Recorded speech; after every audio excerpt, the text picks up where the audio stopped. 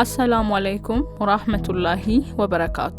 ውድ የዳር እስከ ዳር ፕሮግራማችን ተከታታዮች በዳር እስከ ዳር ቆይታችን በተለያዩ የዓለማችን ዳርቻዎች እየተጓዝን ያስገረሙንን ያስደነቁንንና የታዘብናቸውን ጉዳዮች እያስቃኘናችሁ የተፈጥሮን አፈጣጠርና አቀማመጥ በተፈጥሮና ነዋሪዎቿ መሃል የጌታችንን የአላህ ሱብሃነሁ ወተዓላ ተአምራት እያስተነተንን እንቀጥላለን። ዛሬም በቆይታችን የአንዱን የዓለም ዳርቻ ልናስቃኛችሁ ወደናል። አብራችሁን ሁኑ።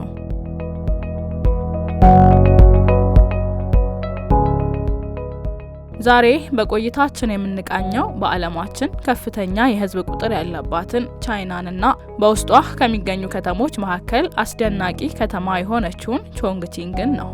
ቻይና እንደ ሀገር ብዙ የሚያስደንቁና ልዩ ነገሮች አሏት። ከእነዚህ መሃል አንዱ ረጅም ታሪክ ያላት ሀገር መሆኗ እንደሆነ ይጠቀሳል። ቻይና ከ5000 ዓመታት በላይ የቆየ ታሪክ ያላት ሀገር እንደሆነች መረጃዎች ያመላክታሉ። በዓለም ላይ እጅግ በጣም ብዙ ህዝብ ያላት ሀገር እንደሆነችም ይነሳል። የነዋሪዎቿ ቁጥር ከ1.4 ቢሊዮን በላይ እንደሚገመትም የተለያዩ መረጃዎች ይነግሩናል። ታላላቅ ህንጻዎችና ታሪካዊ ቦታዎችም የዚችው ሀገር መለያዎች ናቸው። ሌላው ቻይና የምትጠቀስበት ነገር ፈጣን ኢኮኖሚ ነው። በዓለም ከታላላቅ ኢኮኖሚዎች አንዱ የቻይና ኢኮኖሚ እንደሆነ ይነሳል። ብዙ እቃዎች በቻይና ይመረታሉ።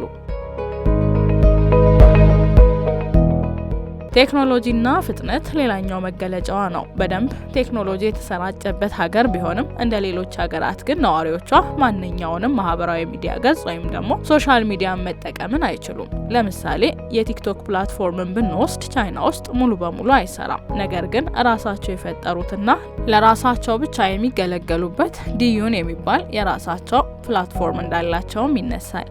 በቻይና በከፍተኛ ፍጥነት የሚጓዙ ባቡሮች በጣም ዝነኛ ናቸው። እንደ ህዋዊና አሊባባ ግሩፕ ያሉ ደግሞ የቴክኖሎጂ ኩባንያዎች በዓለም ስሟን እንዲነሳ ያደርጋሉ። ሀገሪቱ ልክ እንደኛ ሀገር ሁሉ የራሷ መግባቢያ ቋንቋ አላት። ዋና ቋንቋዋ ማንደሪን ቻይንስ ይባላል። የፊደል ስርዓቷም ከሌሎች ሀገራት እጅግ የተለየ እንደሆነ ይነሳል። የአላህ ፍጥረቱ እልፍ ነው። በየዳርቻው በተለያዩ የአየር ንብረትና የመሬት አቀማመጥ በተለያየ ቀለምና ቋንቋ ፈጥሮና አስማምቶ የሚያኖረን ጌታ ምስጋናው አይጓደል።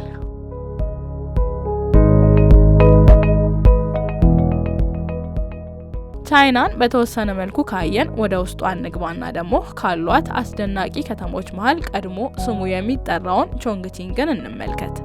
ቾንግቺንግ በቻይና ውስጥ ያለ ትልቅ ከተማና ከፍተኛ የመንግስት አስተዳደር ያለው ከተማ እንደሆነ ይነሳል። በደቡብ ምዕራብ ቻይና የሚገኘው ከተማው ብዙ ነዋሪዎች ያሉበት በኢኮኖሚና በታሪክም የሚጠቀስ አንጋፋ ከተማ ነው። ይህ ከተማ ተራራማ ከተማ ስለሆነ ኤትዲሲቲ ተብሎ ይጠራል። ከፍና ዝቅ ባሉ መንገዶች የተሞላ ብዙ ደረጃ ያላቸው ህንጻዎች የከበቡትና ትክክለኛ የመሬቱን አቀማመጥ ማግኘት እጅግ የሚያስቸግር ቦታ ነው። ቾንግቺንግ ጃፓን ቻይናን በወረረችበት በሁለተኛው ጦርነት ጊዜ የቻይና ዋና ከተማ በመሆን አገልግሏል። ብዙ ወታደሮች ምሽግና መደበቂያቸው አድርገውት እንደተረፉበትም ታሪክ ያወሳል። ቾንግቺንግ የሚለው መጠሪያ ሲተረጎም ደብል ሴሌብሬሽን ወይም ደግሞ ድርብ ደስታ ማለት እንደሆነ ነዋሪዎቿ ይገልጻሉ። የከተማው አቀማመጥ በጣም ከፍታና ዝቅታ የበዛበት ለጥ ያለ መሬት ማግኘት የማይታሰብበትና እያንዳንዱ ቦታ አቀማመጡ የተለያየ በመሆኑ ትክክለኛው የመጨረሻው መሬት ይሄ ነው ብሎ ለመግለጽ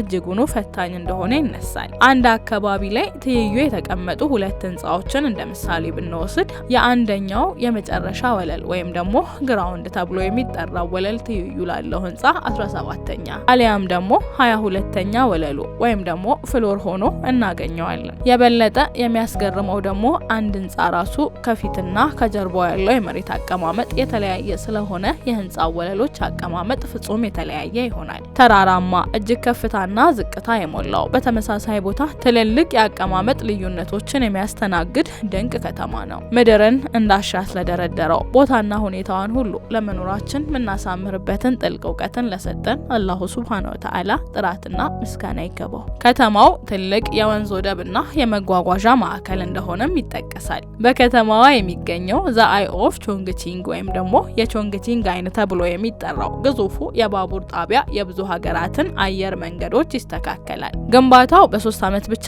እንደተጠናቀቀና ሂደቱም ከ3 ቢሊዮን የአሜሪካ ዶላር በላይ እንደፈጀ አሁን ላይ በአመት ከ40 ሚሊዮን በላይ መንገደኞችን እንደሚያገለግልም ይነሳል። በከተማው በርካታ ቁጥር ያላቸው ነው ነዋሪዎች ይኖሩበታል። በከተማዋ ከላይ እንደ መሬቷ አቀማመጥና ቅርጽ በጥንቃቄ ተገንብተው ከምናያቸው ህንጻዎች በተጨማሪ ከመሬት በታች ወይም ደግሞ ግራውንድ በጥልቀትና በጥራት የተገነቡት ግንባታዎች በዚህ መስክ በዓለማችን ከሚገኙ ከተሞች መሃል በቀዳሚነት ከሚጠሩት እንድትነሳ ያደርጋታል። እንዳነሳ ነው በርካታ ፍሎር ያላቸው ግዙፍ ህንጻዎቿና ከመሬት በታች በጥልቀት የተገነቡት አስደናቂ ግንባታዎቿ ለግንባታና ዲዛይን የተለየ ቦታ እንደሚሰጡ ማሳያ እንደሆነም መረጃዎች ይጠቅሳሉ። እነዚሁ መረጃዎች የተለየ የግንባታ ጥበብ ላይ ትኩረት ማድረጋቸው አመቺ ባልሆነው የመሬት አቀማመጥ ላይ ምቹ ኑሮን እንዲገነቡ እንዳገዛቸውም ያነሳሉ።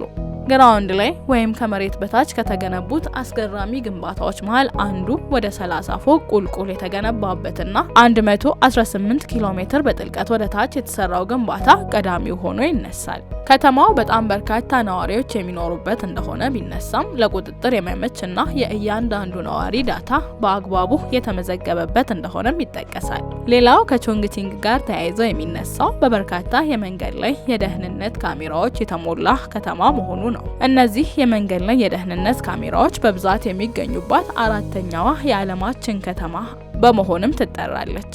የደህንነት ካሜራዎችን ስናነሳ በዓለማችን ላይ በርካታ የመንገድ ላይ ካሜራዎችን በመቅጠም አንደኛዋ ከተማ ተደርጋ የምትጠቀሰው እዚሁ ቻይና ላይ የምትገኘው ቤጂንግ ናት። የቾንግቺንግ የመንገድ ላይ ካሜራዎችን ስናነሳ የተለያየ አይነት ካሜራዎች በብዛት በአንድ ቦታ ላይ ተደርድረው እንደሚቀመጡ እንመለከታለን። በብዛት ካሜራዎች ከሚቀመጡባቸው ቦታዎች መሃል አንዱ የሆነው የትራፊክ መብራትን ብንመለከት ብዙ የተለያዩ ካሜራዎች ይኖሩበታል። ከነዚህ መሃል ከፊሉ እየተከናወኑ ያሉ ነገሮችን በአጠቃላይ የሚቃኝ ሲሆን ከፊሉ ደግሞ እያንዳንዱን መኪናና ሰው በጥንቃቄ የሚቀርጽና የሚያስቀምጥ ነው። እንደዚህ ያለው ካሜራ የስራ ድርሻ የሚያልፍን መኪና ከመቅረጽ ተሻግሮ መኪና ውስጥ ያሉ ክንውኖችን በጥንቃቄ እስከ መያዝም ይደርሳል። ከደህንነት ጋር ተያይዞ ሌላው በከተማዋ አንዳንድ ቦታዎች ላይ የተሰቀለውና በነዋሪዎቿ ብዙ ተቃውሞ ሲደርስበት የቆየው ሼሚንግ ስክሪንም ይጠቀሳል። ይህ ስክሪን ዋነኛ ስራው እግረኞች ላይ ትኩረት የሚያደርግና በመንገድ አጠቃቀማቸው ላይ የሚጥሱትን ሕግ እየተከታተለ ጥፋት በሚያጠፉበት ጊዜ ፎቶ እያነሳና ከተመዘገበ መረጃቸው ላይ ሙሉ ስማቸውን እያያያዘ ማሳየት ነው። አለፍ ሲልም እንደ ጥፋታቸው የተለያዩ ቅጣቶችን በተገጠመለት ሲስተም ይቀጣል። ከቅጣቶቹ መሃል ጥፋተኛ የሆነው ሰው ብድር እንዳያገኝ፣ ለተወሰኑ ቀናት ባቡር እንዳይሳፈርና ከሌሎች ማህበራዊ አገልግሎቶች ማግለልንም ይጨምራል። የከተማዋ ነዋሪዎች ነጻነታችንን ይጋፋል ብለው ብዙ ትችቶችን ቢያነሱበትም አገልግሎት መስጠቱን ግን አላቆመም። በከተማዋ የሚገኙት በርካታ ፓርኮች እድሜያቸው ከፍ ያሉ ሰዎች ሰብሰብ ብለው ሲጫወቱ እንዲሁ ደግሞ ከወዳጆቻቸው ጋር ሲያወጉበት ሲዝናኑና ሲያርፉበትም ይታያሉ።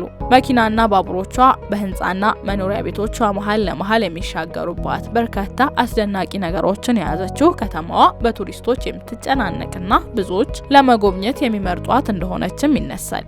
በቀን ከውበት ያልጎደለችው ከተማዋ በምሽት ይበልጥ ድምቅ ብላ ትታያለች። ከቀኑ በበለጠ በዚህ ውብ ምሽት በነዋሪዎችና በቱሪስቶቿ ይበልጥም ትሞላለች። የከተማዋ መርከቦችም በምሽት ሰዎችን ሲያንቀሳቀሱና ሲያዝናኑ ይታያሉ። ምድርን እንዳሻው ላስዋበና ለፈጠረው እንዲሁ በፈጠረን በምንኖርበት ቦታ ላይ ሁሉ ኑሯችንን አስመችተን ሂደቶችን አስተካክለንና ገንብተን የምንኖርበትን ጥልቅ እውቀት ለሰጠን አላሁ ሱብሃነሁ ወተዓላ ጥራትና ምስጋና ይገባል። የጀሊሉ ተአምራት እልፍ ናቸው። መኖርም ቀለሙ ብዙ ነውና በሌላ የዳር እስከ ዳር ቆይታ እንመለሳለን። ውድ ተመልካቾቻችን የዛሬው ቆይታችን ይህንን ይመስል ነበር። አብራችሁን ቆይታ ስላደረጋችሁ እጅግ አድርገን እናመሰግናለን። ሌሎች የመወዳ መዝናኛ ፕሮግራሞች ይቀጥላሉ። ወሰላሙ አለይኩም ወራህመቱላሂ ወበረካቱ።